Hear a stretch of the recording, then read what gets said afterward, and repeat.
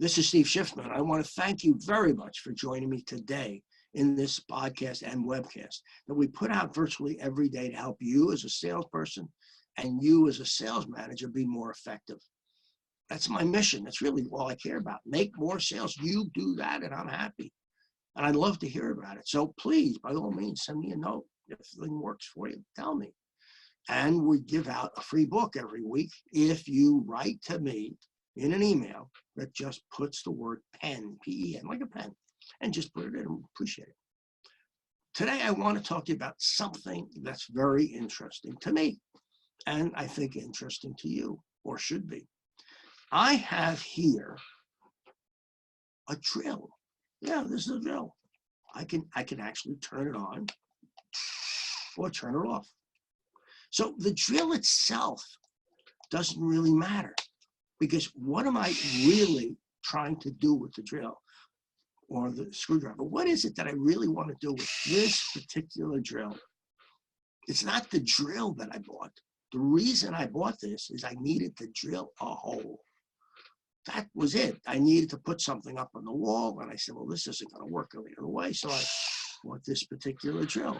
Not particularly expensive, but I bought the drill. So what did I really want, the drill or the hole? I wanted the hole. I wanted to get the hole in the wall so I could hang something. That's really what I wanted. And if I could figure out a way not to buy the drill, I would have. So when you go and talk to your prospects, think about what it is they're trying to accomplish. Is it the fact that they really want the hole or they want the drill? Sometimes we oversell. We sell this big, huge thing when all they want is this little thing. But we don't see it that way because we're busy trying to exaggerate the sale, make it bigger, because somebody has told you, make it bigger, enlarge it, cross-sell, upsell, all those words. All the person wanted was to make a little hole.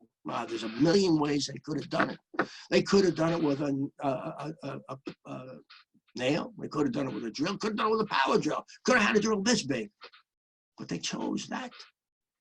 Now, if I was selling drills, I might say to somebody, I'm just curious. Why did you buy that one? And in finding that out, I understand what it is that they were trying to accomplish. You know they have a drill if you're selling something similar to that. Ask the question, why did you buy that one? How did that happen? And in telling you that, they will tell you the story about that purchase. Really not that complicated.